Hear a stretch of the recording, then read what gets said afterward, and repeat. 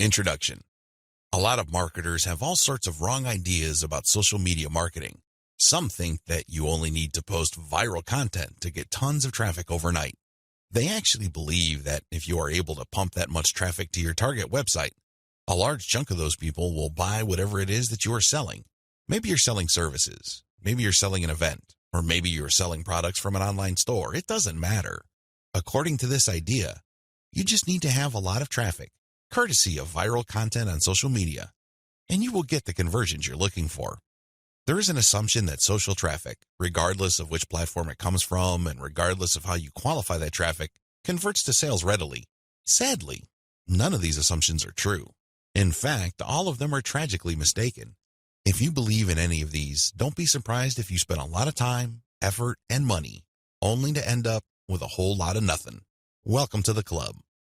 Effective social media marketing can be reduced to one metaphor. Master this metaphor, and you probably will make money on autopilot with social media traffic. Screw up this metaphor or remain clueless to it, and you'll continue to struggle. You'll continue to believe that social media traffic can easily be generated through viral content. You might keep running after that unicorn, only to get tired and frustrated. It doesn't have to be this way. You just have to have the right metaphor or the right conceptual model to make social media marketing work for you. Best of all, you can make it work on autopilot. You probably have heard all sorts of set it and forget it systems. You probably bought at least one of these products. Well, they're definitely on the right track as far as their label. Social media marketing can be automated. It can be mastered to the point where it can produce income after you've set it. But getting there is another matter entirely, and that's the price people have to pay. And unfortunately, most people are not willing to pay that. They're excited about shortcuts, but they're not willing to take the stairs to get to the top. At the back of their minds, they're thinking that there has to be some sort of elevator. There is no shortcut. You have to work with this metaphor. What am I getting at? Well, the secret to effective social media marketing is an inverted pyramid. It looks like a funnel. That is the metaphor you should have in your mind when thinking of ways to get traffic from social networks and social media platforms and turning that into cold, hard cash in your bank account. I need you to keep this idea of an inverted pyramid in your mind. It should have a wide base at the top. The top of that pyramid is heavy visibility. It has to be there. You need to be visible on the 4 major social media platforms. I'm talking about Facebook, Twitter, YouTube, and Pinterest. Taken together, the traffic volume you can get from these 4 platforms is mind-blowing. They can potentially pump a tremendous amount of traffic, but that's just part of the equation. That's just the top of the funnel. Potentially, you can push a lot of traffic from the top. That's how wide the top of the funnel is. This training will focus on these 4 platforms, but you can pretty much use the tips that I'm going to share with you and modify them to market on other platforms, since many of these principles easily apply. You might need to modify them a little bit. For example, if you were thinking of marketing on Instagram, a lot of the things that I will teach you about Facebook, Twitter, YouTube, and Pinterest can be tweaked to work well on the Instagram platform. Now that you have a clear idea of the heavy visibility that you can achieve with social media, keep in mind that visibility does not mean traffic or clicks to your site. This is a myth. The visibility that I'm talking about means visibility on those platforms. When people share your content within those platforms, you can enjoy a tremendous reach within such platforms. But this does not automatically mean that when you share content on Facebook, people who see your link on the materials shared by their friends would automatically click them. Get the idea out of your head that raw visibility, or as Facebook terms it, reach, automatically translates to traffic. It doesn't work that way. Instead, you need to start with heavy content visibility on each platform. People must see your stuff there. You must achieve a wide enough reach. People may not necessarily click on through to your site, but that's secondary. At this point, you just want your brand to be visible. You just want people to become familiar with your brand. So what's the big deal about visibility anyway? You may be thinking, since visibility doesn't mean actual visitors to your website, what good is it? Think about it this way. When was the last time you saw an ad for the first time and automatically clicked it? If you're like most other people, you probably would want to see the ad show up a few times for you to become familiar with it. You might glance at it from time to time. You might read the description from time to time. But after enough showings, you might seriously think of clicking through. The same applies to your content on social media platforms. Don't expect that just because you come up with catchy titles and nice attention-grabbing graphics that this is enough for you to expect a tremendous amount of clicks to your website. It doesn't work that way. People have to be comfortable enough. Your content has to become familiar enough for them to click on it. When audience members click on the content you share through your social media accounts, they get a chance to like your page, follow your Twitter feed, pin your posts, or subscribe to your YouTube channel. They still stay on the platform, but they get a chance to subscribe to your account or follow you. This is the second stage of the social media funnel or inverted pyramid. You have to develop some sort of in-platform credibility. Your content is not just this random material that came out of nowhere. Even if people don't click on it, they see enough similarity in terms of branding, graphics, as well as other content cues so that your brand stands apart from everyone else's. Again, they may not necessarily be motivated to click, but with enough repetition through social media channels targeting certain topic categories and hashtags, your brand doesn't remain an unknown quantity. Once you have people checking your content out through your social media accounts, you can then send them call to action content, CTA. This content recruits people to your mailing list. This social content that you're sharing offers some sort of incentive. Maybe you're giving away a free booklet. Maybe you're giving away software. Whatever the case may be, there is some sort of giveaway to incentivize people to click on that link, enter their email address, and join your mailing list. Whether you use freebies, special content, special free tickets to an online webinar that's pre-recorded, it doesn't really matter. Whatever the case may be, the end game is to get people to join your list. The end game? But when you look at the funnel, the end game is to get people to that narrow end of the funnel. At that end, you're not necessarily getting them to click on an ad to buy something. You're doing something far more valuable. Instead, you're calling them to action so they join your list. You are converting your social media reach, meaning the top end of the funnel, to list membership, which is at the very narrow point at the bottom of the inverted pyramid. This is where the magic happens. Once people join your list because you have successfully incentivized them to enter their email on your squeeze page, you get a tremendous opportunity to build a long-term sales relationship. That's really the best way to describe it, because when people give you their email addresses, what they're really telling you is that they trust you enough to want to have a business relationship with you. This means you should not abuse that relationship. You should not send them garbage. You should not send them spam. And by spam, I'm talking about material that is not related to the topic of your list. Stay on message, because if you're able to do this, you would have a tremendous opportunity to shape the conversation and continue to sell and convert your list, not just once, not just twice, but over the long haul.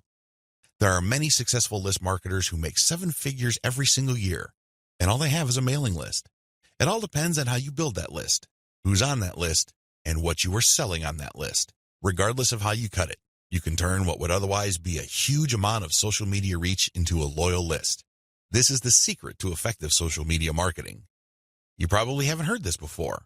I wouldn't be surprised, because the vast majority of social media marketing books out there try to trick you into thinking that you just need to harvest all this traffic from social media so people can click like monkeys on the ads on your website.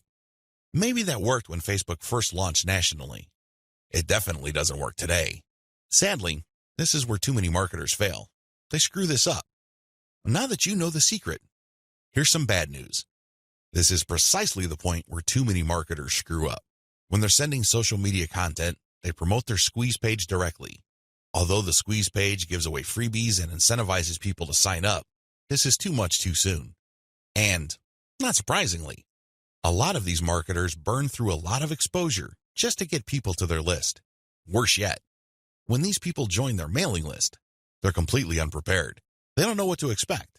They're not properly conditioned. A lot of them are not even fully qualified to become list members. So what do? They end up doing a whole lot of nothing. This is actually the worst kind of list member. It's much better to just have a very tiny list, because if you have a huge list and almost everybody doesn't do anything to put money in your pockets, you're going to be paying for those list squatters month after month. Alternatively, you might attract list bouncers. These are people who join your list just to get whatever premium you're offering, download it, and then promptly unsubscribe. They have effectively bounced from your list. Effective social media marketing. Effective social media marketing means using your social media traffic and highly effective content shared on social media to build successful relationships. Your email list is going to be the platform you will use to convert the relationships made possible through all that social media traffic. You're essentially creating highly targeted mailing lists using content shared on targeted channels on social media. This is the secret to effective modern social media marketing. What social media marketing is and what it isn't. There's a lot of misconceptions regarding what social media marketing actually is. In fact, when you come across people who call themselves social media marketing consultants or practitioners, chances are very high that they will give you different definitions.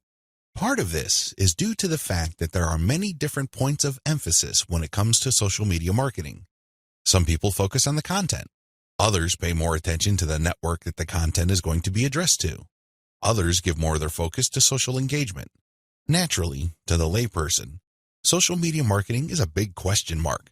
I understand if you're confused at this point. In fact, you may be so confused that you try to simplify things in your head and end up focusing on how to get as much traffic for as little effort as possible. That is precisely how a lot of online entrepreneurs and marketers approach social media marketing. Sadly, that is a one-way ticket to failure or disappointment. It's not just going to work out sooner or later.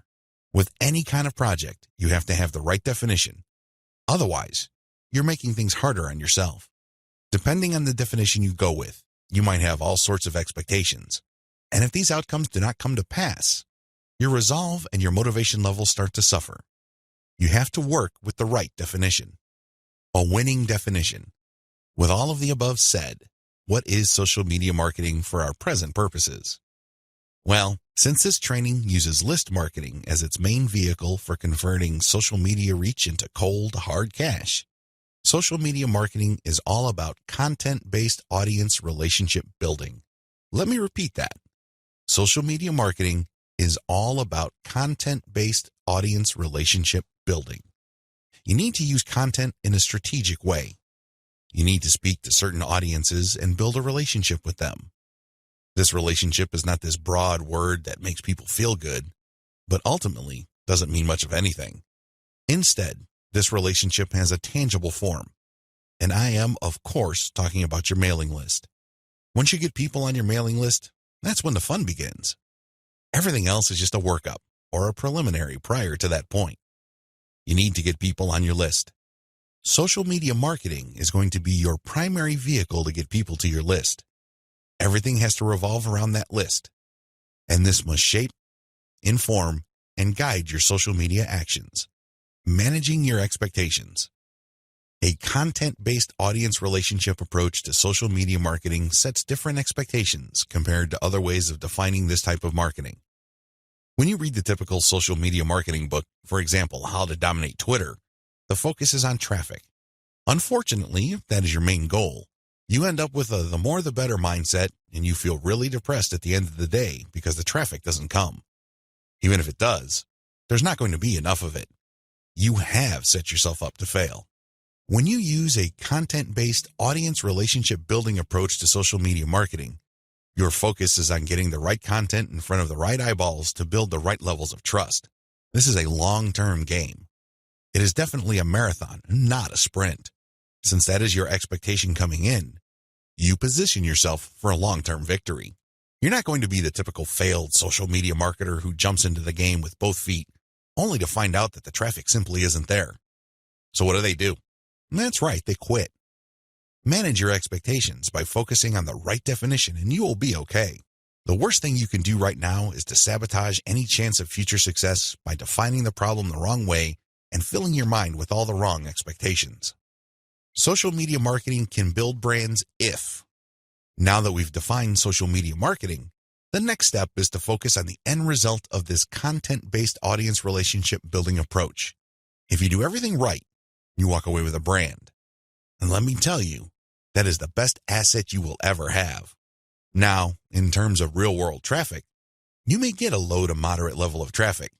But if you build a solid brand, that traffic is all you need. That is qualified traffic. These are not random people just blindly clicking on links out of curiosity. These are people who are actually interested in whatever it is you are trying to sell. They want to truly learn more. They want to build a relationship with you because they want to know what you're about, like what you have to offer, and eventually trust whatever it is you are pushing. These are real people. And this is only possible if you build a solid brand. You have to deliver solid value. I wish I could tell you that content marketing is enough to do it. I really wish I could say that, but that is not true. That only explains part of the situation. Sure, you have to deliver content that people truly are interested in, but at the end of the day, when they join your list, they are expecting and deserve value. That's how you build a solid brand. When people join your list, they will quickly find out that they did not waste their time because you send high-quality updates that actually add value to their lives. Social media marketing can explode the rate at which brands are formed. That's why a lot of people are ranting and raving about social media marketing. But a lot of them are clueless as to how to build a solid brand. Most of the time, they just stumbled into it. I'll let you in on the secret. It's all about content-based audience relationship building. There are many different parts to that equation, and I'm going to walk you through them in a practical way in the following videos. In this section, I just want you to wrap your mind around the definition and the expectations that flow from it. This is how we tightly define the project that you're going to embark on. Anything less, chances are, you're going to beat yourself up unnecessarily because you just had unrealistic expectations. This is not one of those get-rich-quick schemes. This is not one of those overnight success stories. This requires real work. This is the real deal. Are you ready for the journey? Great. Let's get on to video 2. 8 reasons why you need to do social media marketing. Just to be sure, if you are in any way, shape, or form unclear as to the value of social media marketing, here are just 8 reasons why it needs to be part of your comprehensive online marketing plan. Maybe your current plan puts more emphasis on search engine marketing. Maybe you're currently focused on outreach. Well, those are all well and good. But to really round things out and add a lot more value to your current online marketing campaign, social media marketing has to be part of the equation. It doesn't have to take center stage. It doesn't have to be your overarching priority, but it has to be a part of the total mix.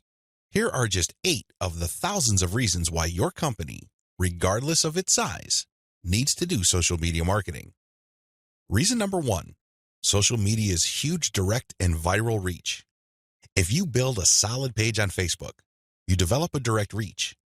This means that a certain percentage of people who like your page will see your updates. While it is true that Facebook has been reducing the organic reach of Facebook pages recently, there's a workaround to that.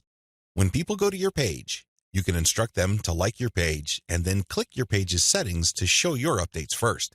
You might want to show a video that teaches people how to do this. You might even post an animated GIF. Whatever you do, clue people in that they can fix their settings to see your updates first.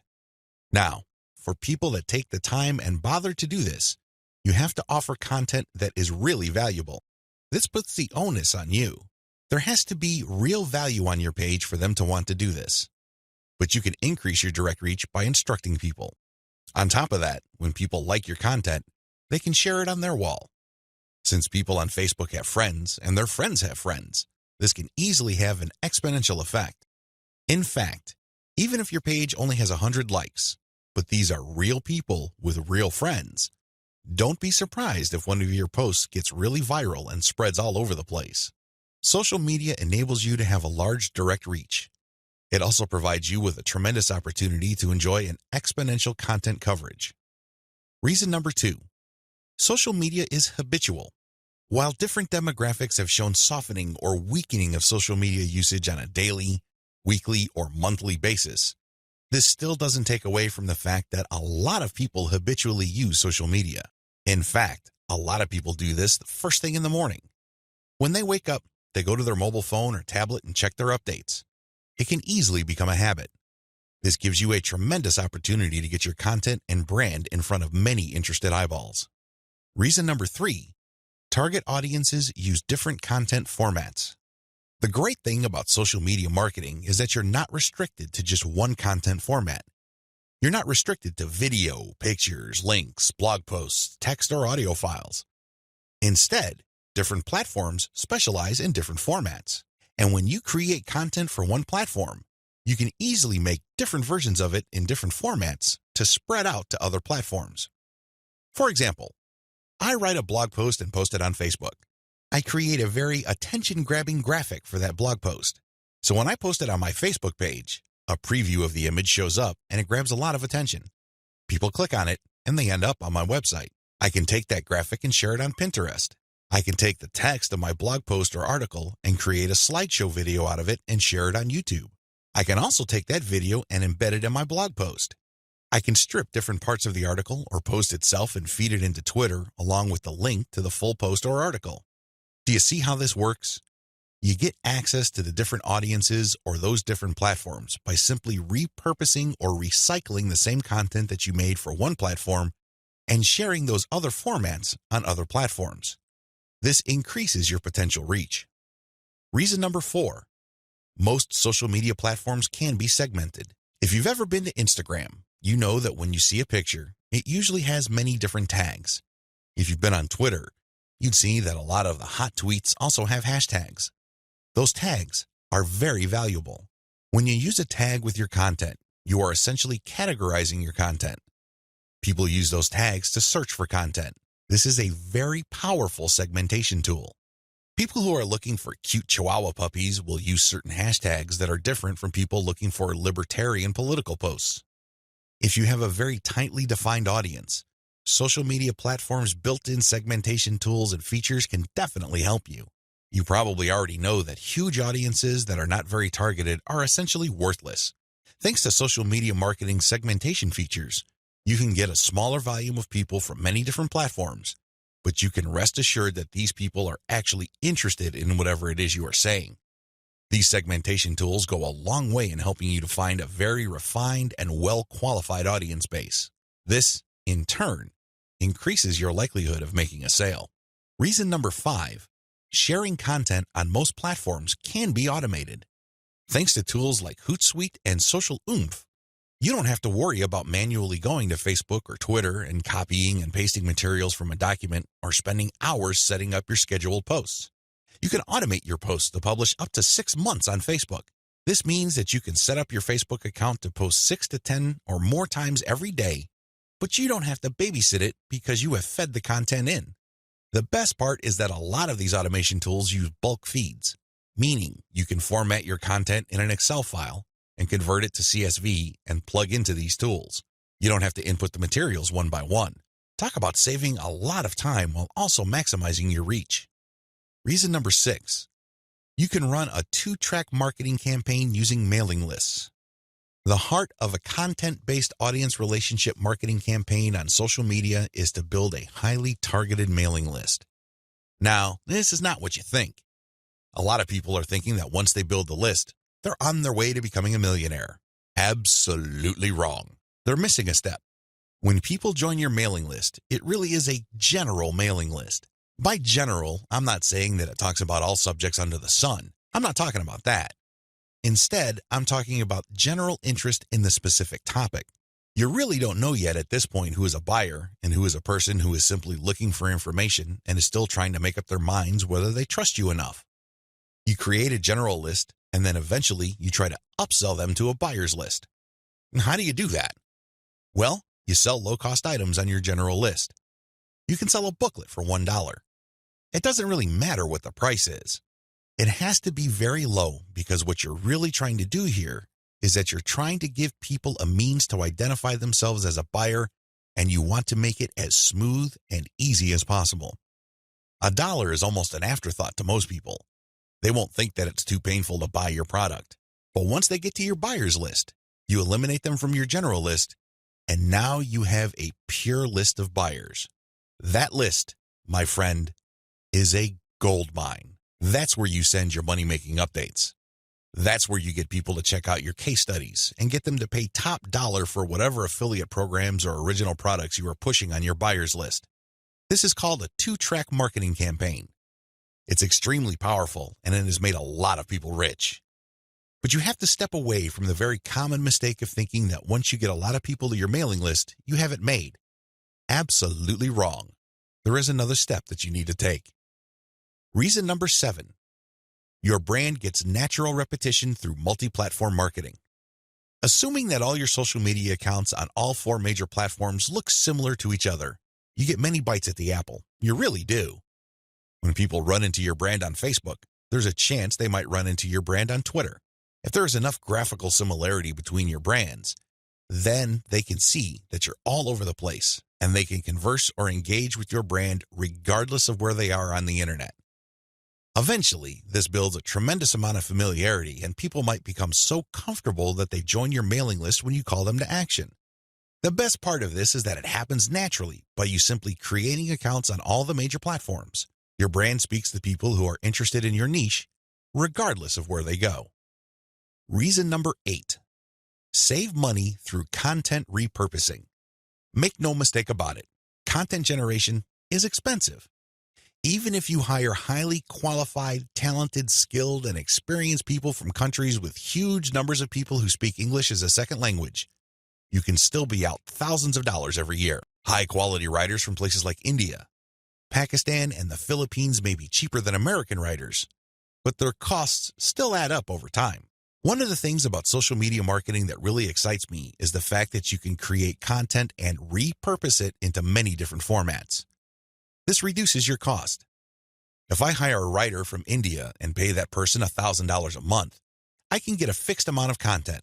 At this point, I can choose to pay that person another $1,000 to get even more content, or I can take whatever content he or she produced and turn them into videos, infographics, or strip them down into questions for tweets. I can turn them into diagrams. I can take the voiceover of the video that I produced and turn it into a sound file. I can even make a slideshow of those materials. Once I have all this repurposed content, then I can share them on format-specific platforms. For example, I can share the slideshows on SlideShare. I can post the infographics on Pinterest. I can post the product shots or general product pictures on Instagram. I can post the questions on Twitter. I can also post the videos on YouTube. Best of all, I can post all the formats on Facebook. Do you see how this works? When you do this, you buy content once, repurpose it, and share it so you get a higher chance of getting traffic or visibility with that repurposed content. You're not creating content constantly. In fact, the name of the game is to produce as little content as possible, but market these high-quality pieces widely. This is how you maximize their value. The old idea of constantly publishing content just to get a few eyeballs here and there is dead. Seriously, that's a one-way ticket to the poorhouse. Your better approach would be to make that content work for you by converting it into many different formats. You then share these different formats on platforms that specialize in those formats. I hope the 8 reasons above are clear and that you are pumped up to do social media marketing right. In video 3, we're going to talk about picking a social media marketing campaign that is most likely to produce results for your type of online business. See you there.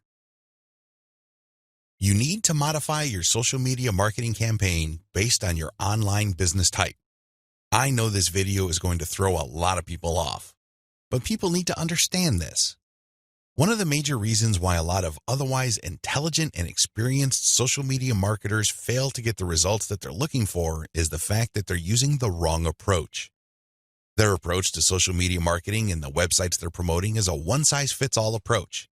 Now, you don't need me to explain to you why that's a bad idea. It doesn't work in most areas of your life, and it definitely doesn't work when it comes to social media marketing. You can't look at this project with the mindset that as long as you pull traffic from social media platforms, then you can use the exact same method and the exact same communication tactics, regardless of the online entity or business you are promoting. Since we're using content to develop relationships on social media platforms, this one-size-fits-all approach is even more fatal. I mean, it's a bad enough idea as it is, but if you were to use a content-based campaign, it gets even worse. The reality is that different business types require different content and publishing strategies. You have to customize, modify, and tweak your particular content and publishing strategies on social media to fit the type of website you are trying to promote. Now, there are a huge number of website variations out there. In fact, there are too many. I would venture to say that the only limit really is your imagination. But if you were to categorize these different website types into 4 rough forms, they would more or less fall into the following: publishing, e-commerce or dropshipping, email lists, and traffic sales. Again, there are many variations of these, but if you were to look at the different types of businesses out there, you can pretty much reduce them to these 4 types. When you study these closely, they have different needs. They have different features that must be addressed. Otherwise, you're not going to get the results you're looking for. Unfortunately, a lot of social media marketers would try to promote a blog the exact same way they would try to promote a dropshipping or e-commerce website. Similarly, somebody who is essentially just trying to sell their social media traffic is trying to do content marketing like somebody with a blog. It doesn't work. It doesn't make any sense. The bottom line is obvious. Different strategies require different content types. You must start with the type of online entity you are promoting. Are you promoting a blog? Do you have a website that uses a lot of articles? Do people contribute content? Well, you have a publishing website. Do you have a dropshipping online store? Maybe you built it with Shopify and you use Oberlo to get products from AliExpress. When people buy stuff from your storefront, your software orders the materials from AliExpress and you keep the difference. Maybe you sell from your own inventory. It doesn't really matter. You run an e-commerce website. This is very different from a publishing business. Similarly, if you make your money through your mailing list, you can't market on social media the same way as you would if you had an online store. Again, different strategies require different content types. What do you have available? Now that I've gotten you thinking about how special your specific website target is, I need you to look at the different content types available to you. You need to think outside the box. You need to look at all the available options out there and how you can create content that is tailored to your specific type of online entity. Here are the list of content types you can use to promote different online entities, but your specific focus and specialization should weigh more heavily on certain types of content instead of others. Audio clips, slideshows, infographics, diagrams, blog links, videos. The bottom line, don't just think links. It really freaks me out. In fact, it really saddens me when I see a lot of otherwise capable social media marketers focus almost entirely on spreading their links. They think that this is the end game. Well, yes, links are important. I can see where they're coming from because when people click on a link, that's instant traffic. But you have to understand that depending on the type of target site you are promoting, you would build a tighter brand if you share different types of content.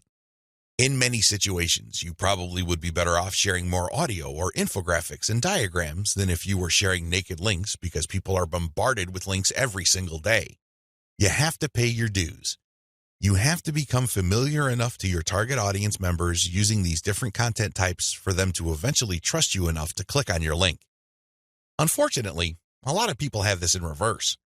They start with the links, and when they get desperate, they then use other types of content. At that point, they're a day late and a buck short. Don't do that. Instead, use the derivative content first, and then play up the links. Also, not all of these formats work with your particular style of website. I would suggest that you look at your competitors first and pay close attention to the type of content they are currently sharing. What kind of format do they use? Are they sharing mostly picture quotes? Are they focused primarily on video? Do they have a special fondness for diagrams? This is not random. This is actually telling you all you need to know about how to appeal to your target audience members. This is no time to be revolutionary and come up with something new completely out of left field. That's not going to work. There's a reason why your competitors are not doing this. At this point in the game, you should focus on what everybody else is doing and reverse engineer their formats. Once you have established a distinct brand, then you can experiment with different formats, different ways of doing things, and possibly coming up with something that is distinct to your brand. But until and unless you reach that point, you need to focus first on reverse engineering what everybody else is doing. In other words, let them do your homework. Focus on what they're doing right and build on it. Figure out their areas for improvement and come up with a more compelling offer. Pay attention to what they're not doing. Avoid those because obviously it doesn't pay. I hope I'm being clear here. Make sure that your content types as well as your sharing strategies fit the type of business you're in. A little bit of reverse engineering can definitely go a long way.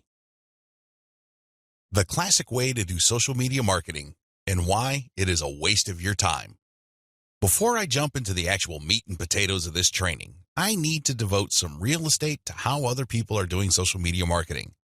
I need to do this because it's very tempting for people to engage in the same practices. I can see where they're coming from. It is easy. It's like seeing some chump change in front of you, and it's almost irresistible to fight the urge of bending over and picking up that change. But when you do that, it will throw you off. It will give you a false sense of incentive or reward, and don't be surprised if you end up giving into your worst instincts, only to walk away with less than nothing. This happens all the time because human beings, being the way they are, would always take the path of least resistance. Who can blame them? But by warning you about how this works out, it is my hope that you stay away from this and focus instead on investing your time, effort, and energy on the right way to do things. The classic approach to social media marketing. So what is the classic approach to social media marketing? Well, it's actually quite simple. Whether we're talking about Instagram, Twitter, or Facebook, you need to only follow, like, or friend people who are interested in your niche. You connect with all these people, and then after you have followed them, a lot of them would actually follow you back. For example, on Twitter, for every 100 follows, don't be surprised if maybe 20 to 30 people follow you back. Now, this is where it gets really bad. Classic social media marketers would then spam their followers. They would just send all sorts of unrelated garbage, and then they would unfollow. Do you see the pattern? Follow, get followed, spam, unfollow. I wish I could tell you that they do this sporadically, but instead, these self-professed professional marketers use all sorts of sophisticated software to do this. Up until a few years ago, this worked like a charm. This was a great way to get a lot of Twitter traffic, but not anymore. This pattern instead can get you banned. More importantly, whatever traffic you do manage to get using this tactic is not going to be any good. Why? There's no targeting. You're not pre-qualifying these people who would follow you. The only reason why they followed you in the first place is because you followed them first. Where's the selection there? Where's the targeting there? Now, you can make wild guesses, but ultimately, it's a volume game and it leads nowhere. The return on effort is not there. I'm not saying that you can't make any sales doing this technique. I'm not claiming that. But what I'm saying is that whatever rewards you get are not offset by the wasted time, effort, and energy, as well as opportunity costs involved. You're better off using a quality-based approach. Audiences are looking for quality. The bottom line to modern social media marketing is to use quality content. Your content will speak for you. Your content will do the pre-sales job regarding your brand. In other words, your content is your representative. It speaks to the values you want your brand to be associated with.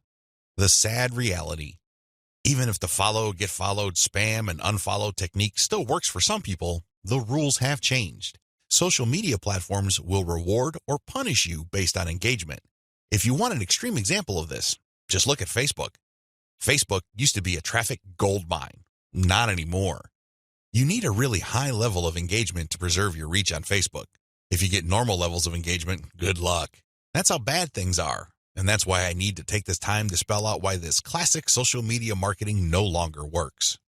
Other failed methods. I would be remiss in my duty to educate you on failed social media marketing strategies if I don't also mention other failed techniques. First, hashtag hunting no longer works. This technique involves marketers finding hashtags that are trending. They basically would publish niche-specific content, but use unrelated or irrelevant hashtags and pair them with their content. They do this because they want to hitch a ride on the upward trend of those hashtags. They know people are searching for those hashtags. They know that these hashtag trends are hot, so they want to poach as many eyeballs as possible. Unfortunately, the traffic that you get is not going to be any good. People are looking for specific types of information, and when they see that your content is so obviously unrelated, they're not going to click through. You might even get reported. Another failed method you should stay away from is influencer spamming. There are many influencers in most all niches. If you want to see this in action, go to Facebook or Twitter. There are many specialized pages and specialized Twitter accounts. Now, constantly mentioning those influencers on your content is not going to help if your content doesn't really add any value. There has to be a reason why you are engaging with these influencers, and drawing their attention is not enough. Getting them to look at your content because you think your content is hot is a lousy idea. Instead, you should focus your engagement tagging based on what they did. For example, if an influencer was talking about recent trends in athletic shoes, then that person would be fair game for an article I post regarding the latest trends in athletic shoes and what they mean in terms of the bottom line of large footwear apparel companies. That influencer would be directly interested in what I have to say because I'm sharing content that is not only high quality, but is directly related to stuff he or she is already talking about. Do you see the specificity here? Do you see the direct link? Now, compare this with an influencer who talks only about Forex, and I tag that influencer when I'm talking about Bitcoin. That person's going to get annoyed. Do you see the difference? Finally, automated publishing with no outreach is not going to work. Basically, what you're doing is throwing spaghetti on the wall and hoping something sticks. If you're just publishing content on an automated basis on Twitter, Facebook, Pinterest, and other platforms, it's anybody's guess whether people would actually engage. You have to do some outreach. You have to draw eyeballs to your content. You have to find existing pools of highly qualified audiences and get your social media account in front of their eyeballs. Use your very best content. If you do this right, your automated publishing on social media will be greatly rewarded. Use a shotgun approach and you're probably going to get the same results as other failed social media marketers. 10 steps to faster and easier modern social media marketing. In this video, I'm going to give you an overview of the 10 steps I'm going to teach you in this training. This training is a product of many failed experiments. Believe me, if you've been exposed to some type of hot or groundbreaking social media marketing technique or strategy, I've been there. I've done that. This training is a product of all my experiences. I know what works and I know what doesn't. I also understand that people have different skill levels, time horizons, and project resources. I understand the limitations. I understand most people's concerns regarding social media marketing. Accordingly, I've come up with a 10-step program that appeals to most social media marketers, regardless of how small or how big their budget is, and regardless of their skill levels. If you're looking for a truly effective social media marketing game plan that you can set up to pretty much work on autopilot, this is it. Please understand that these steps that I'm going to lay out are exactly that, steps. You need to follow them. You can't skip a step. You can't assume that since I mentioned certain keywords or I'm talking about certain themes and topics that you have mastered this already. I need you to look at all this information with an open mind and pretend you are learning social media marketing all over again. If you don't have that mindset and you are all too eager to skip steps, don't be surprised if the plan that I'm teaching you will not work for you. How can it? You zip through it. You rushed. You skipped through certain key parts. You need to be patient with this program by going through each step. Don't go to the next step until you've mastered the step you're on. I know you're busy. I know you don't have the time, but you need to do this right. Otherwise, you only have yourself to blame if things don't work out. Are we clear? Okay. Here are the 10 steps to faster and easier modern social media marketing. Niche research and targeting. Content curation. Reverse engineer your competition's top content. Create fine-tuned payload content. Market your mailing list right. Unlock the power of repurposed multi-platform content. Automate content sharing. Scale up your targeting. Sell to your list differently. Reinvest your profits the right way. Those are the 10 steps. I know they sound pretty simple.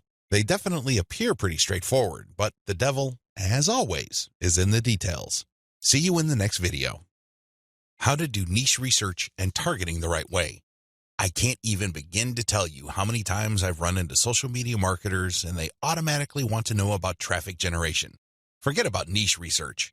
Forget about consumer intelligence. Don't worry about setting up the right site to get in front of the right target audience eyeballs. Let's just skip straight to the good stuff. That's the kind of mindset that I run into all the time. And that's why a lot of people struggle in this game. You have to understand that until and unless you find yourself barking up the right tree, you're just going to be chasing your tail. I know I'm using a lot of dog analogies, but these are the most appropriate. Most people are simply just chasing their tails and wasting a whole lot of time doing stuff that doesn't really add to their bottom line. A lot of these, and I would guess all of them, can be quickly dispensed with if people only did niche targeting ahead of time. In other words, know your audience. Since you have a clear profile of who your target audience is, the next step is to go to these different social media platforms and find them there. Believe it or not, whatever it is you are promoting, regardless of how esoteric, obscure, or weird it may be, there are already people on social media platforms talking about or showing interest in whatever you are promoting. I know it sounds crazy, it sounds weird, but it's absolutely true.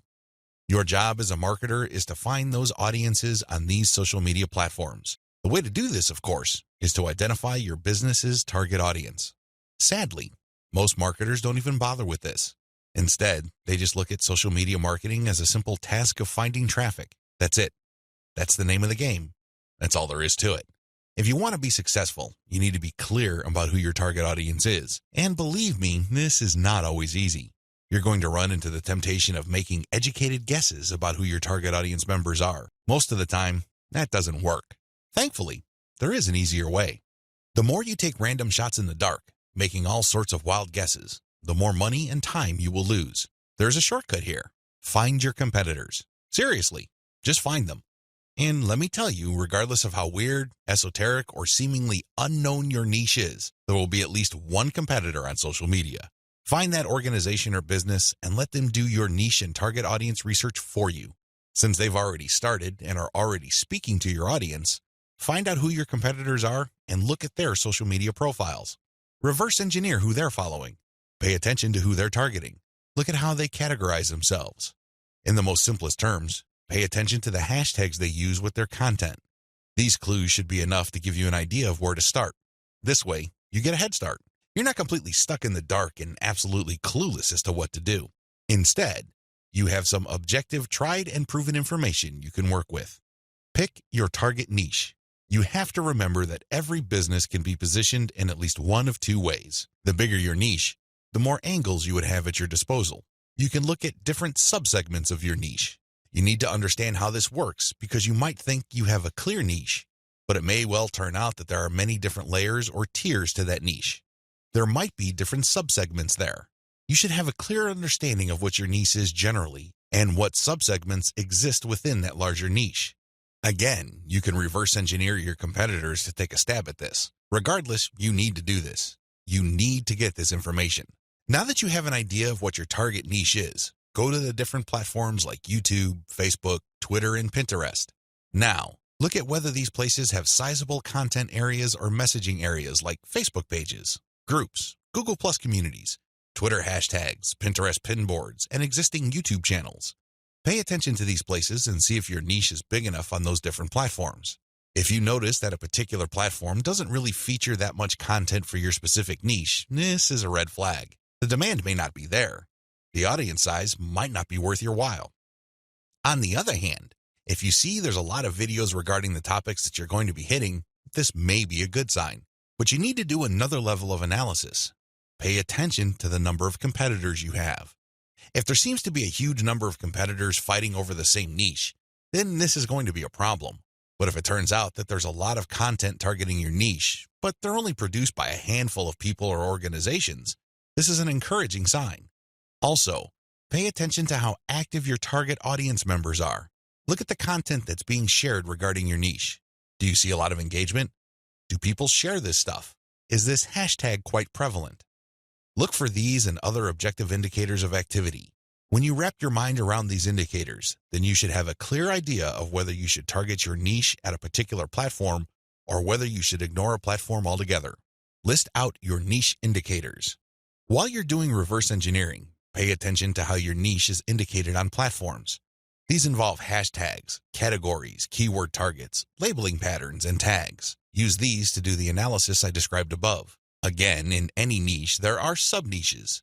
So your goal here is to find a sub-niche or a way of positioning your content so you don't run into a ridiculous amount of competition. You're still tapping into a sizable pool of demand, but you're not making things impossible for yourself by running headlong into well-entrenched professional competition.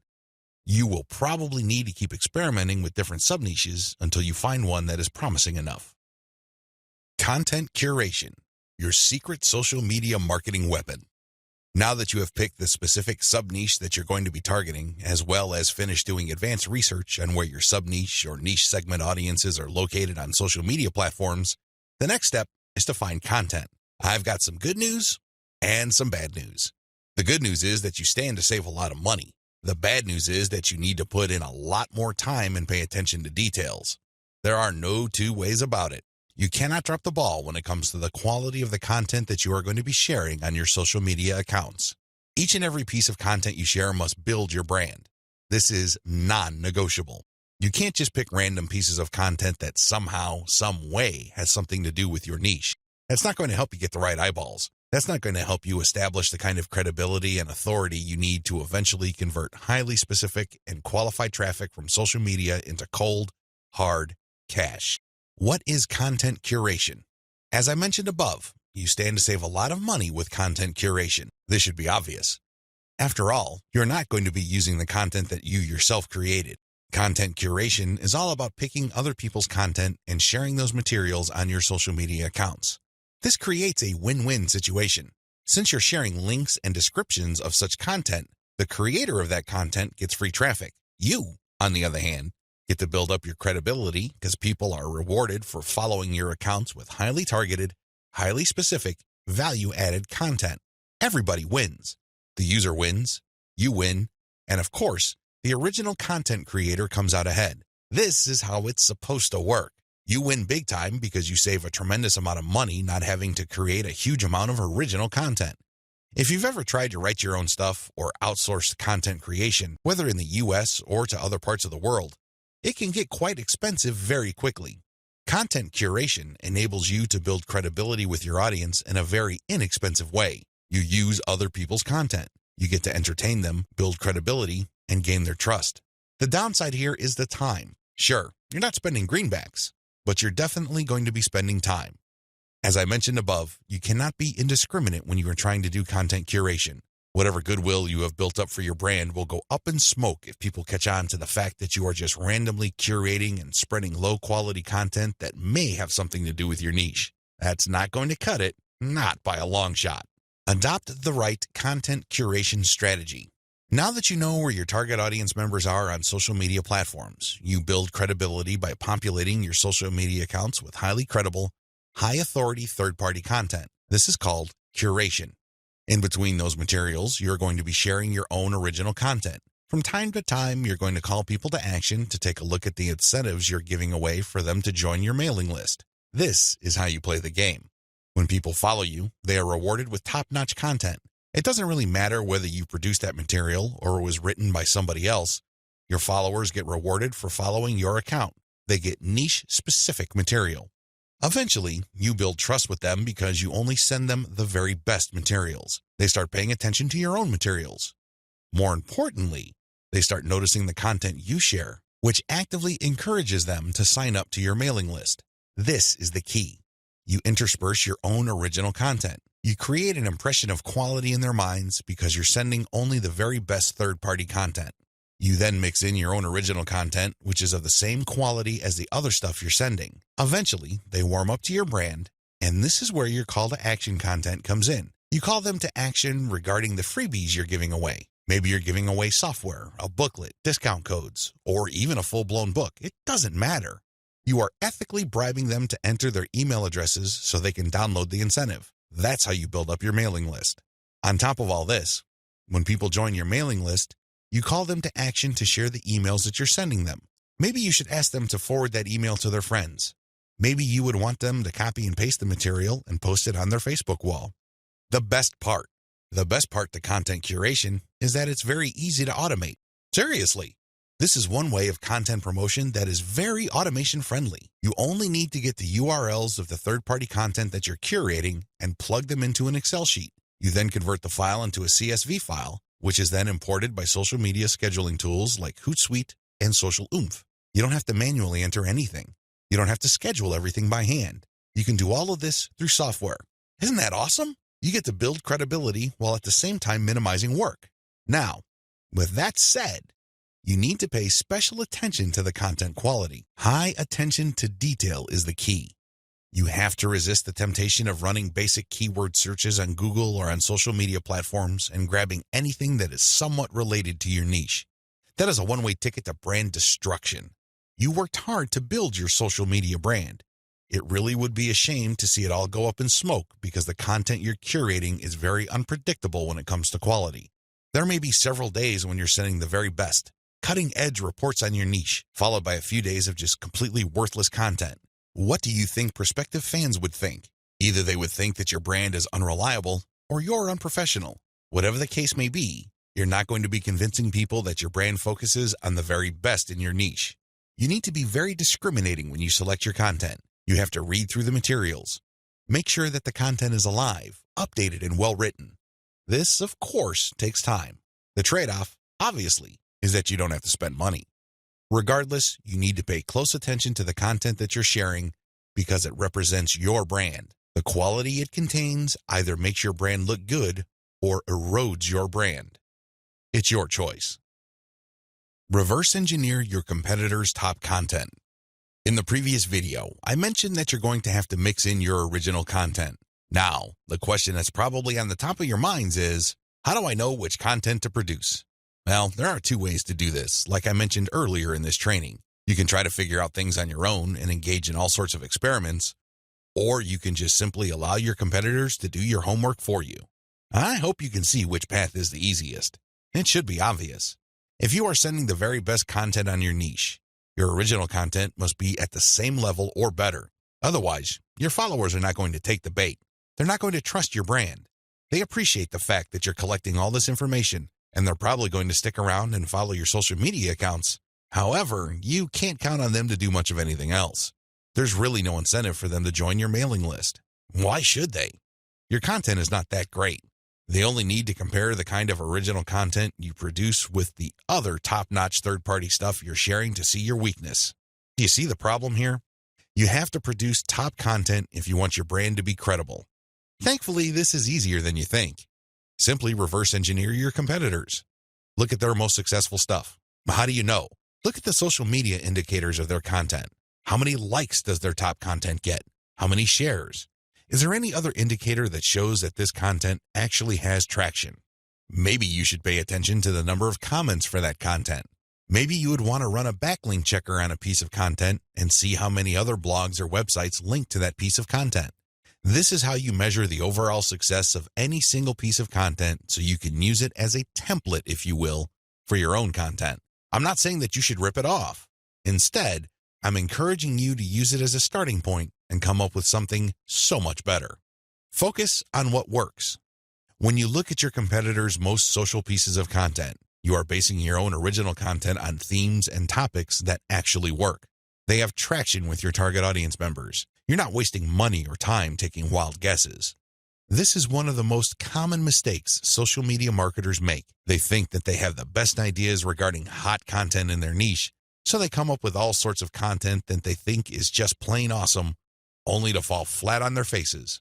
I'm telling you, for every 100 pieces of those types of original content, maybe 10 would gain any sort of respectable traction in your niche. It's too expensive, and it burns too much time. Thankfully, there is a better way. You just need to reverse engineer your competitors' most successful content. Use that as a starting point. You can adjust them. You can modify them. You can come up with your own variations. But at least you get a head start. At least you're in the ballpark when you start off. You're not just taking random shots in the dark. Learn from your own success. After you have started curating and mixing in your original content, pay attention to your statistics. They should tell you which of your content gets the most love. If you notice that a handful of your curated third-party content gets a lot of retweets, shares on Facebook, or any other indication of social media engagement, pay close attention to those pieces of content. At some level or another, they struck a nerve. They caught your audience members' attention in a very positive way. Find these successful curated pieces of content and create original versions of them. Similarly, if you have many different original pieces of content, only a handful of them will be really successful. Pay attention to those. Find them. Once you've identified them, create more of them. Focus on the same themes and present similar information the same way. The key here is to focus on what works and expand it and grow it. Ditch the stuff that failed. Build on your strengths. Create derivative, cross-platform variations of your most successful content. Now that you have a clear idea of how to create content that has proven traction, don't just keep reverse engineering it. While you need to continue doing that, you also have to do something else. Create derivative or cross-platform versions. For example, one particular type of blog post does well on all your social media accounts. Identify its themes, pay attention to its patterns, and come up with another blog post. See if that works. If you achieve the same level of success, you're onto something. This is not a fluke. This is not a one-time thing. You have struck on a theme that your audience members readily enjoy. The next step is to take things to a whole other level. Instead of just cranking out yet another blog post, create videos about that theme, make specialized diagrams, produce infographics. Take these materials and share them on social media platforms that specialize in those formats. For example, for blog post URLs, share them on Twitter and Facebook. For videos, share them on YouTube. For diagrams and infographics, share them on Pinterest. Drilling even deeper, look at your hottest blog posts and strip out key questions and use these as leads or titles for tweets. Tweet the same content several times over the course of a week. Of course, don't drop it all in 1 hour, but space them out. Still, when you use the right questions, you become very visible on Twitter. Pair these with the right hashtags. The bottom line, the great thing about content curation is you save a lot of money, but you are also positioning yourself to build on your strengths. You focus on things that you're doing right and figuring them out so that you can predictably produce successful content. Now, this is not going to happen overnight. You have to keep experimenting until you find the right themes that consistently work with your audience. Fine-tune your payload content. As I have mentioned previously, you can come up with your very own content based primarily on the social signals of the top-notch third-party materials you are curating. Put simply, when you are going through your research, you will keep coming across certain pieces of content which get a lot of engagement on social media. These are all the objective indicators you need to understand that you are looking at high-quality, high-demand content. At that point, you can come up with your own version of that content. You can use it as a template, so to speak. Another approach would be to just do curation first. You just take all the high-quality third-party content with great social signals and put them all on auto-publish on your social media accounts. You run this curation campaign for several weeks. Soon enough, you will see a pattern. Eventually, you will see that some of these materials get a lot more engagement than others. At that point, you can then come up with your own version. Personally, I pick my own content using both methods. If I'm in a hurry to get people to sign up to my mailing list, I do the first method. But if I'm unsure about the niche or I'm still trying to feel my way around in terms of understanding my audience, I would stick to the second method. There's really no one right answer. It really all depends on your situation. The great thing about the second method is that you are picking out your original content strategy based on what actually works in terms of your social media accounts. You have to understand that even though high-quality third-party content may have a lot of objective social signals, those signals may have been generated in different contexts. Maybe the original publisher was doing something that you may not be doing. Do you see how this works? Still, you can definitely do the first method if you're in a hurry. But if you have some time to spare, you might want to try the second method. Do curation first, let it run, and then pay attention to your statistics. You should be able to see a pattern. In fact, based on my experience, content that tends to do well often falls within a narrow range of themes. In fact, in some of my campaigns, almost all of the content that got a lot of love from the internet was focused on one question. That's how focused your audience's needs may be. You should pay a lot of attention to the following. Look at the engagement of the content and the click-through. A lot of social media marketers drop the ball at this point. They think that it's all about engagement. Now, I'm telling you, regardless of how many likes, shares, or comments a piece of content gets, if people don't click through, those engagement signals are not worth much. Remember that at the end of the day, you want traffic. That's the whole reason why you're doing this in the first place. Getting caught up in how many shares, likes, or comments you get is not going to do you any good. You have to always pay attention to the click-through. There has to be some sort of ratio between total engagement and click-through. The higher the ratio of the click-through, the more attention you should devote to a piece of content. Study high click-through and high engagement content closely. Now that you have identified curated content that performs well, the next step is to analyze them with a fine-tooth comb. Ask yourself, what problems are people interested in when they read this piece of content? How are these pieces of content positioned or presented? Do they use some sort of emotional headline? Do they use subheadings that ask questions? Do they drag the person along? Or do they just lay out the information dead center? Pay attention to cosmetic issues. People do judge a book by its cover, and blog posts and articles are no different. How are these materials formatted? Do they have big pictures? Do they have header pictures? Do they use diagrams? What are they doing exactly? Once you've answered all these questions and you're comfortable with the answers you got, the next step is to create your own content specification sheet. This is going to be your template. Now, make sure that you're not just basing it on one successful piece of content. That third-party content might be a fluke. The company behind it might just have gotten lucky, and for some reason, that piece of content went viral. That's not going to help you. You have to base your template on the success of many different pieces of curated content. This way, you can be more confident of the fact that even if you barely comply with all the specifications, you would at least get some decent and positive results. Using the information above, create payload content. Now that you have gotten your template together, you need to create your own high-quality, high-engagement original content. This content is going to be used to sell people on your mailing list. When they read this content, they're supposed to get excited about joining your mailing list. This is content that is most likely to be credible and most likely to be shared. Are you excited? Don't get too excited. A lot of people jump in with both feet and they end up sabotaging themselves because the payload content they create looks like an advertisement. That's obvious spam. Nobody's going to trust you with that. You're obviously trying to pull tricks and play games. That's not going to work. Instead, the content must be informative. Think of it as an infomercial. You're selling something, that much is obvious. But people have to walk away with solid value. You have to walk that tightrope. There's a thin line between shoving stuff down people's throats and providing solid value without asking for anything in return. You have to come up with a decent compromise between the two. The bottom line is, whatever you do, the content you produce must be valuable. It must add value to the lives of people reading your materials.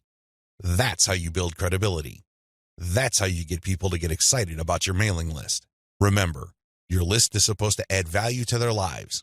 It's going to be very hard to give that impression when the content that you share is worthless. I hope you can see that. I'll see you in the next video. Unlock the power of repurposed content. I've already described this in an earlier video, but this topic is so important it deserves its own standalone video. When you create original content for your blog or website, you already know that this content has some sort of traction in your niche. You already know that there is a significant amount of demand for this particular type of content. Not only did you base your decision on the social signals of your reverse-engineered competitors' content, but you're also picking out content choices based on your own statistics. In other words, you're basing your best content on tried and proven material. You're not taking shots in the dark. You're not taking wild guesses. You're not crossing your fingers and hoping that something sticks. Instead, you have based your decision on what actually works. Congratulations, but you shouldn't stop there. Once you have noticed that this content really performs based on the amount of clicks as well as the social media engagement it gets, the next step is to repurpose that content, turn them into other types of content, and reshare them on platforms that specialize in those content types. For example, if your blog post is getting a lot of retweets and clicks, you might want to strip the blog post into questions. This isn't all that hard because if you look at any type of content, it consists of answers to questions. The questions may not be obvious. The questions may not be plainly stated, but the content is meant to address certain concerns. These concerns can be reworded into questions. Strip your most powerful and best performing content into a series of questions. Each question then is linked to the article or blog post that answers it. Tweet these and pair them with niche-specific hashtags. By using automation tools, you can rotate different questions that essentially promote the same piece of content. Since you're rotating hashtags, there's a high chance that different people looking for different segments of your niche would become aware of your tweet and possibly click through. Another thing you can do is turn your article into slideshows. Each article brings to mind many different mental images. Come up with different pictures for each of the topics raised by your article and create a simple slideshow using PowerPoint. Share these PowerPoint presentations on SlideShare. You can also use other tools to create a video from your slideshows. Once you've created these videos, you can obviously share them on YouTube. Alternatively, you can look through the issues you raised in your blog post and turn them into infographics.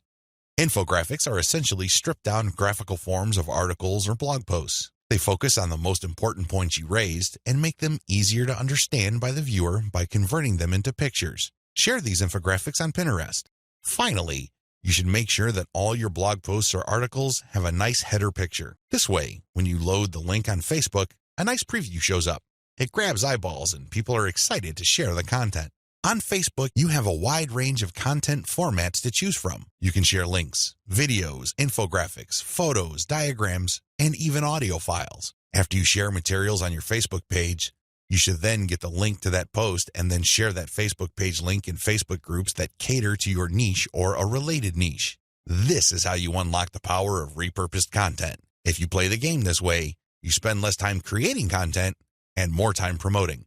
Promotion is the name of the game. You may have great content, but it's not going to do you much good if people don't even know it exists. For every hour you spend creating content, you should spend 10 hours promoting that piece of content.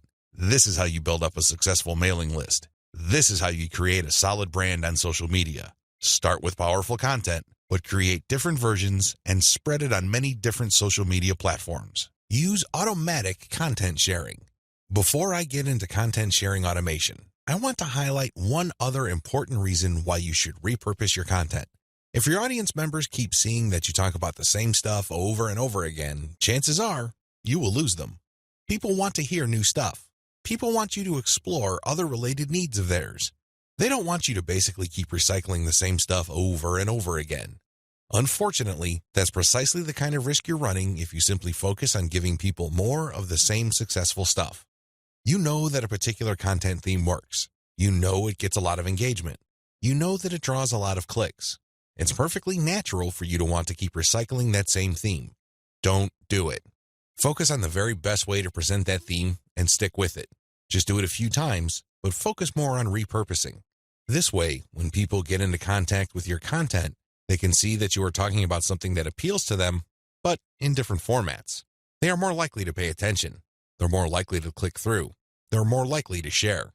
Keep this in mind when it comes to repurposing. Don't think that Video 11 is completely optional. It isn't. You want your social media feeds to consist of highly successful content as much as possible.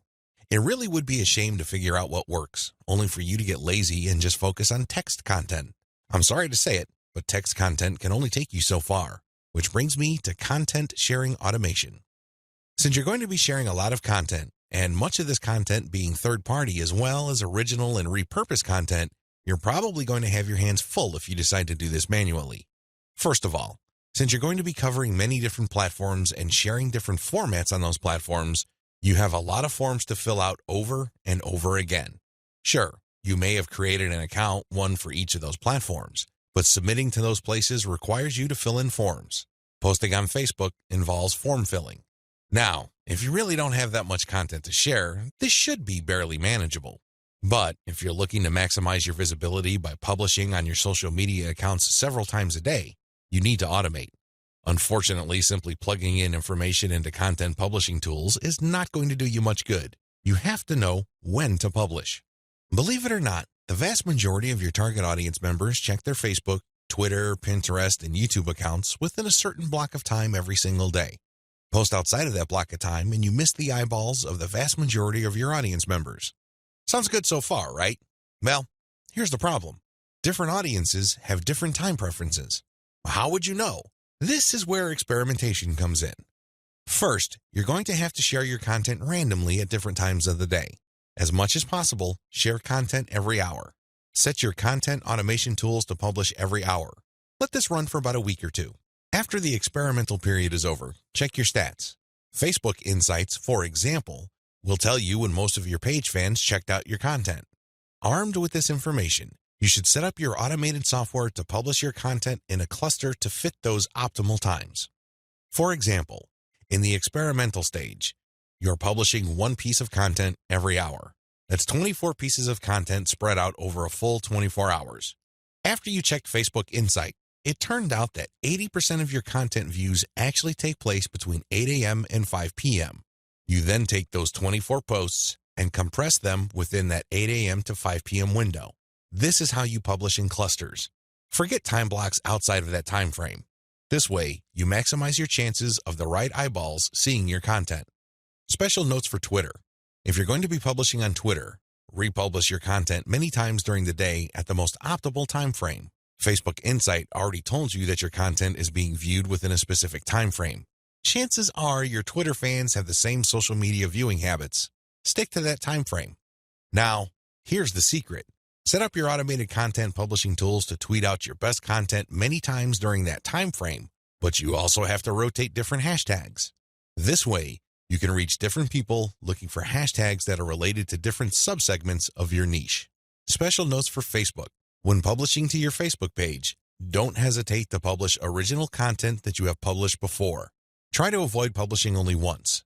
Instead, you should sandwich or schedule this republished successful content in between high-quality, curated content. This way, people get more exposure to your best content. Once they click through, you get yet another chance to recruit them to your mailing list. Remember, when you share high-quality third-party content, you're not getting the traffic. You're building credibility, but you're not getting potential list members to your squeeze page. That's just not happening. When you share your own original content, you get a chance to recruit them to your squeeze page.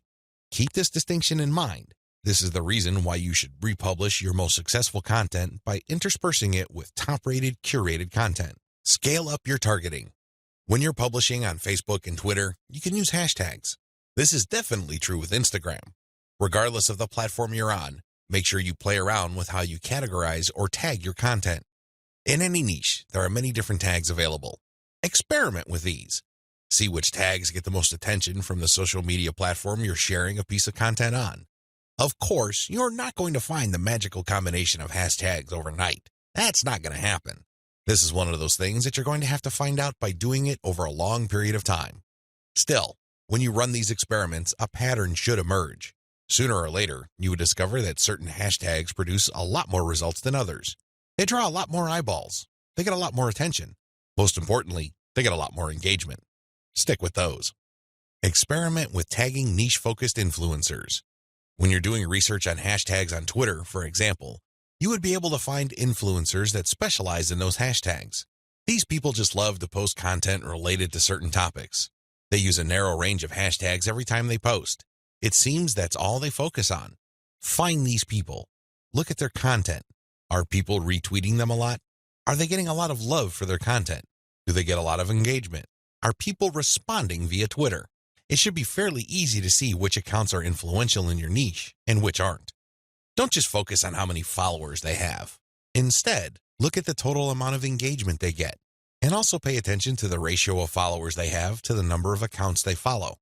For example, if I find Mike Smith to be a big poster in my niche because it seems that he just seems to rotate among the 10 hashtags that are most relevant to my niche, I look at his followers in relation to the number of accounts he's following. If he's only following one person, yet he's being followed by 15,000 people, Mike Smith might be an influential person. I say that he might be because I'm also going to have a look at the engagement levels of his posts. Are his posts getting a lot of retweets?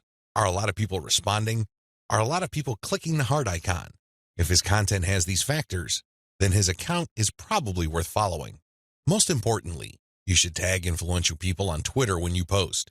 You use your most powerful hashtags and you mention them in your post. This can help you get on their radar. These people would be put on notice that you are also sharing content that is similar to the stuff that they are interested in. If they check out your stuff and they like what they see, don't be surprised if they share your content with their following. Engage with them. Let them know about your questions or suggestions. In fact, you should engage with them so much that you can possibly create a relationship where they would publish your guest posts if they're bloggers, or discuss whatever it is you're doing on their social media platforms. At the very least, when you partner with them, they become part of your content distribution network. In fact, a lot of them can even get you interviewed on influential blogs in your niche. Don't think that influencer engagement is simply restricted to tagging people. That's just the beginning. That's actually the tip of the iceberg. They can do so much more for you. You just have to continuously engage them and be social. This doesn't mean that you have to kiss their butt.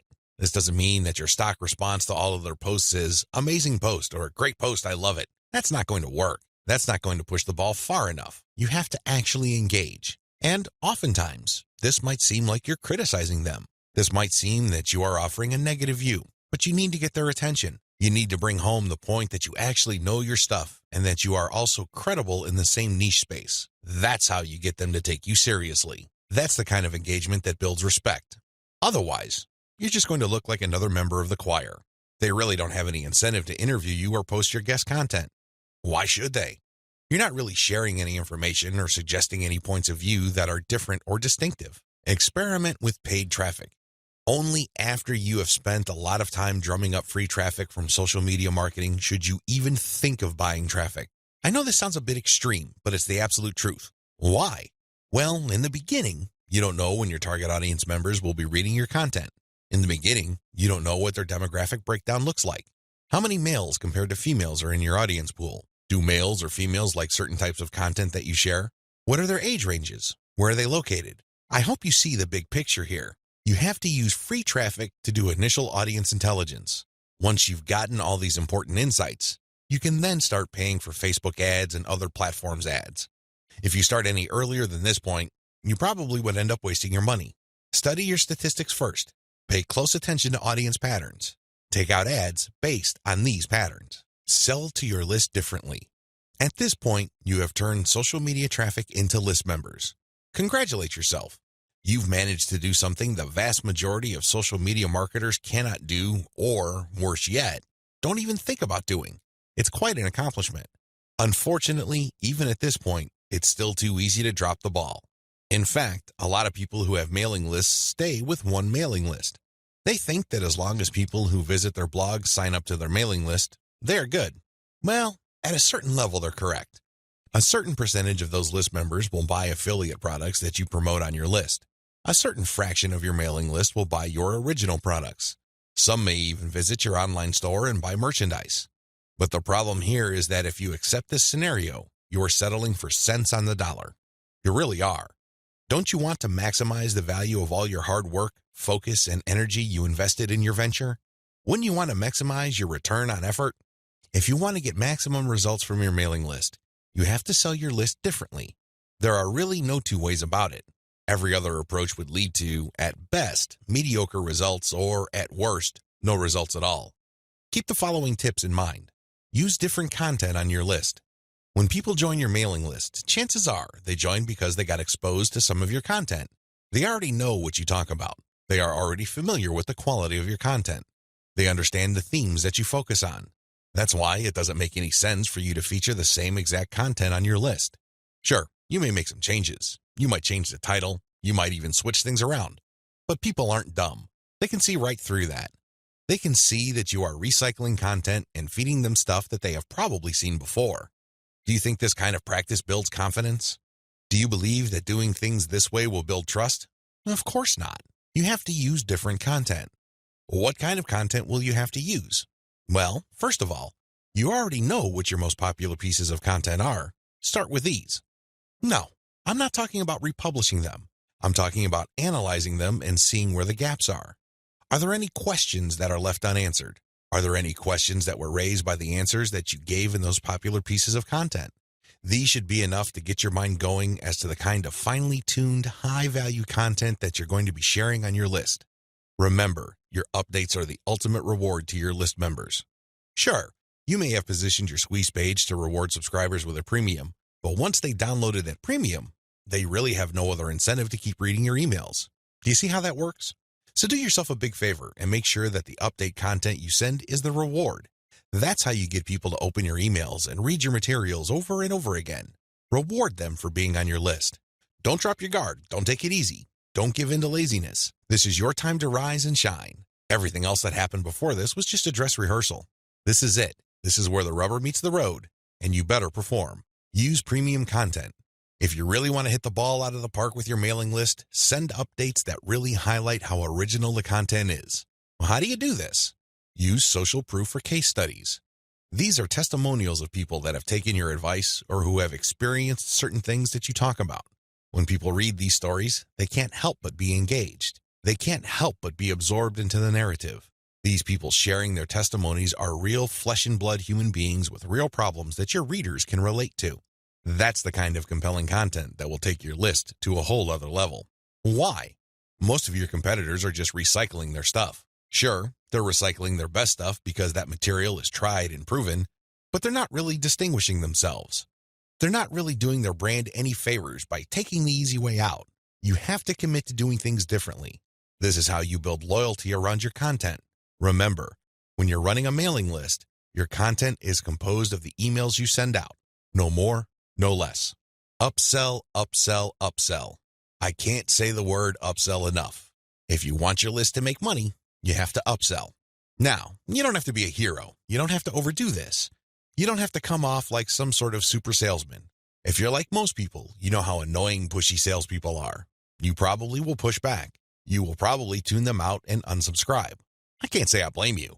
That's how most normal people respond to pushy salespeople. By upsell, I am just telling you to send content that highlights a problem and a solution. That's all upselling is.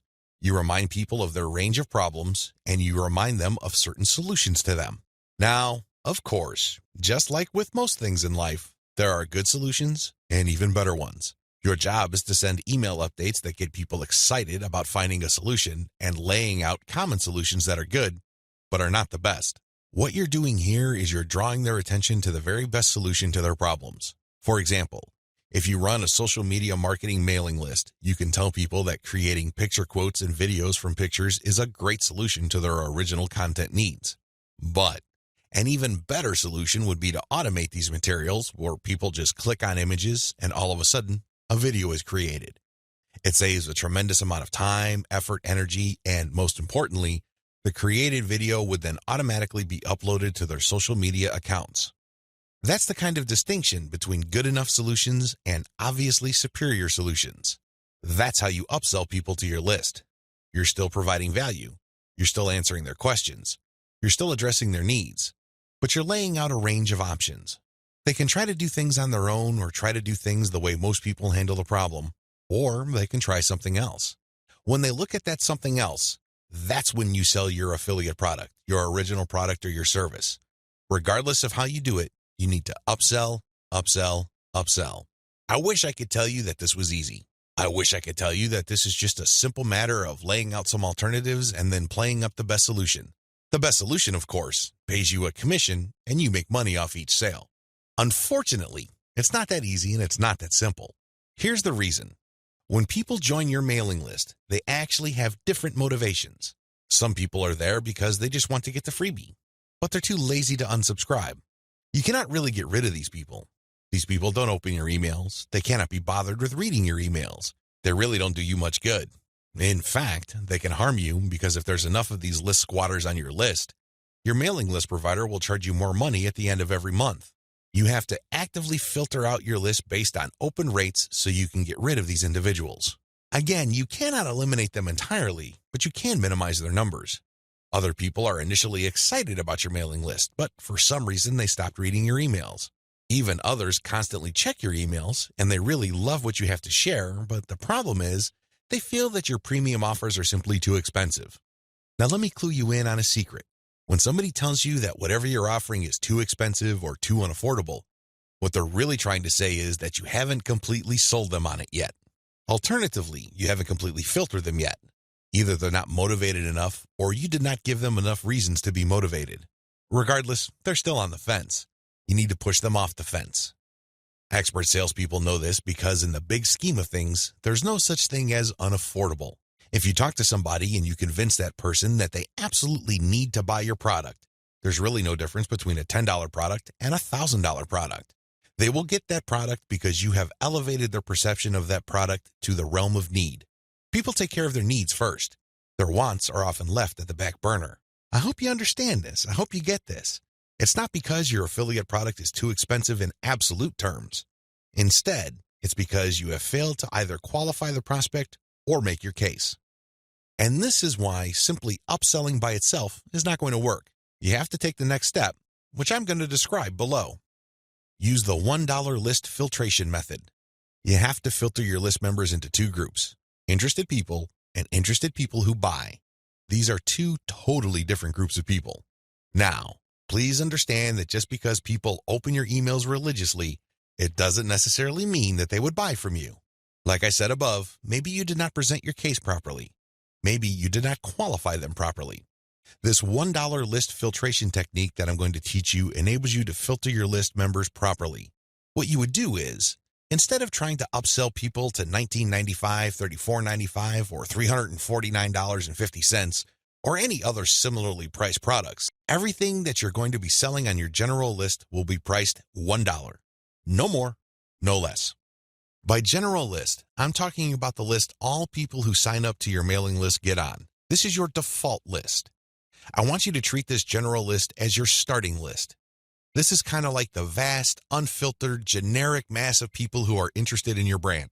When you upsell people using $1 offers, you enable people to segregate themselves based on their motivations. These are people who are motivated enough to spend $1. In other words, they see the value in your content, and they are willing to put their money where their mouth is. Now here's the secret. There's really very little distance between paying $1 for something and paying $100 for something. This is a lesson I learned firsthand. When I first tried this, I thought the only people that will get on my dollar list are cheapskates. These are misers. In the back of my mind, I thought that they're just not going to buy big-ticket items. Boy, was I proven wrong. If somebody is able to psychologically hurdle the distance between 0 and 1, they can, given enough exposure and enough content, hurdle the difference between $1 and $100. This is not theory, nor is it speculation. I see this all the time with my own two eyes. Your job is to filter your general list. You're basically telling people, when you run these $1 offers, to prove to you whether they are just interested or truly interested. This is a self-segregating mechanism. Use it. People who sign up for your general list are interested in quality content. That's what they're there for. But only a fraction of them would actually be willing to pay money. You make your money off this golden fraction. You use your buyer's list to make real money. Again, you have to sell your list differently. This applies to your two types of mailing lists as well. Your general list, they get quality information that is distinctive like social proof and case studies along with upsell messages. Your buyer's list, on the other hand, gets more in-depth material with higher value upsells. Again, if somebody's willing to go from 0 to $1, you have a tremendous opportunity to get that person to go from $1 to $100, $1,000, or whatever amount you want. Now, keep in mind that the higher the dollar value, the lower the conversion rate, but you get the point. You have to get people to segregate themselves based on their readiness, willingness, and eagerness to buy. And since $1 is essentially friction-free, this list filtration method works like a charm. Reinvest your profits the right way. By this point, the $1 filtration method has enabled you to make a decent chunk of cash every single month from social media traffic. The next step is to create a business. At this point, you might be feeling that you're just engaged in a hobby. It's a well-paid hobby, but still a hobby nonetheless. This too can be a trap. This can hold you back from the great success that you could otherwise achieve with social media. How do you turn the information that I shared with you into a platform for a business that can withstand the test of time? Simple. Reinvest your profits the right way. Move into other niches after you master your system. This training helps you identify your target niche. I've also given you the techniques to do well in that niche using social media traffic. Once you've made quite a bit of money on your niche and this money comes in month after month, you have to think big. You have to look into other niches that are related to your current niche. This thinking is actually pretty straightforward. If you have already mastered your niche to the point that you're making automatic income month after month, then you can apply the same system to other niches that are closely related to the one you're in. This is how you scale up your business. Instead of just one stream of cash, you build many different streams of cash based on the system that you mastered. You know what hashtags to target. You know what kind of content gets eyeballs. You know how to present information on social media. You know how to promote a mailing list. These and many others form part of your system. It really would be a shame to restrict that system to just one niche. Once you've mastered those, find niches related to those and grow into these other fields. Highly successful list marketers don't just operate one list. They operate dozens, and this translates to 6, if not 7-figure incomes year after year. If they can do it, so can you. Buy more targeted traffic after you find out what works. Once you have discovered the type of content marketing strategy on Facebook that works, you can buy targeted traffic. How? Use Facebook's lookalike technology to target people who share the same interest profile as your existing audience. This is what's so awesome about Facebook. This is also what gets them into all sorts of hot water. Believe it or not, accept it or not, Facebook is spying on you the moment you log into the platform. It pays attention to what you like.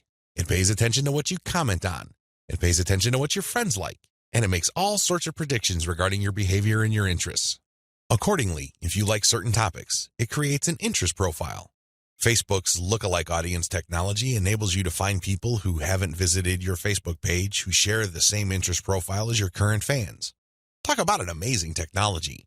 Take advantage of this. It enables you to show your brand in front of eyeballs who are more likely to appreciate it. Invest in more original content. You might want to invest in original content. If you're already making a decent profit from your current system, you might want to take things to the next level and add a whole lot more value to the lives of people following your brand on different social media platforms, as well as in your blog or website with original content. Now, this doesn't mean that you have to roll up your sleeves and write everything yourself. You can hire professional writers to do this. Thanks to global outsourcing, you can get high-quality original content from places like Ozkey.org without it costing you an arm and a leg. You can get high-quality content that truly engages your audiences without it killing your profit margin. Invest in more content updates. This advice really flows from the previous point I raised. If you're going to be investing in more original content, Automatically, you'll be investing in more content updates. You will have a lot more original materials to share. These two actions go together. Regardless, you need to step it up in terms of content updates so you can pack a lot more value. Invest in your original products. When you're started out setting up this system I teach you in this training, you probably would be focused on affiliate products. You get an affiliate from an affiliate program, you market that link on your email updates. When somebody clicks on that link and buys something, you get a commission. Pretty straightforward, very simple. Well, if you really want to make a lot of money, you have to turn your back on affiliate marketing. You really do. Instead, you have to sell your own stuff. The reason why you need to do this boils down to control. When you are selling other people's materials, you are at the mercy of their squeeze page, their landing page, and ultimately, the quality of their product. What if their product sucks? What if their sales page converts only a fraction of the people it could otherwise have converted? You lose out. That's the bottom line. If you want to maximize your control over your income, you need to invest in your own original products. Thankfully, outsourcing is always available to you. You can outsource to professional companies like Ozkey.org or other specialized content producers to help you produce high-quality original materials for cents on the dollar. Sell your own video-based membership courses. The main problem with product sales online is, by and large, you're selling the item once.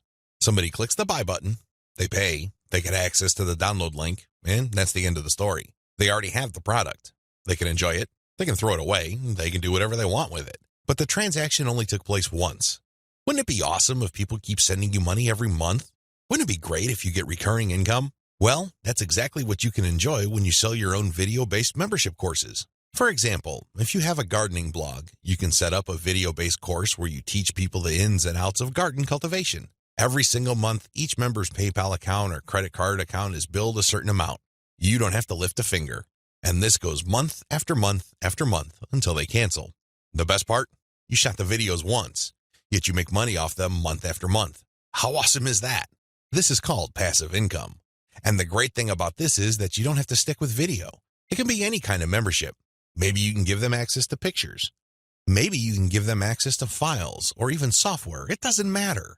What they're paying for is the right to download that material month after month. This is the key. Recurring income should be your ultimate goal. This is how you maximize your effort. You're putting in less work while getting more money out of the system. Unfortunately, this is not something that you can master getting out of the gate. It also doesn't happen overnight. You have to pay your dues by doing the other steps above first. Conclusion. Social media marketing confuses a lot of people. It definitely leads to a lot of dead ends if you let its myths get the better of you. This training shines a light on one effective way of using social media exposure to turn social media reach into cold, hard cash in your bank account. While I'm not claiming that these steps are easy, they are doable. You just need to follow instructions. You need to conduct experiments and focus on what works. The key here is to use this information to fit your particular set of circumstances, to produce practical, actionable steps that you can use to earn a truly passive income. Don't move one step ahead until you've mastered the previous step. Now that you have all the information that you need to succeed, please understand that none of this will make you rich if you let it stay in your head. Not in a million years. You have to take action on them. You have to get that sense of urgency that you need to make this information a reality. The longer it stays in your head, the less likely your finances will change. Give yourself a deadline. Commit to a firm start date. Once that date comes, start. You don't have to be a hero. You don't have to hit a home run the first time you step up to the plate. As long as you're making a small step forward, that is good enough. Why? A small step forward is still a step forward. You have to keep doing it. You have to take step after step. It doesn't matter what side of the bed you woke up on. It doesn't matter what you're feeling. None of that matters. What matters is you stick to the plan. If you're able to commit and focus, you will succeed. I wish you nothing but the greatest success. Thank you for watching this training.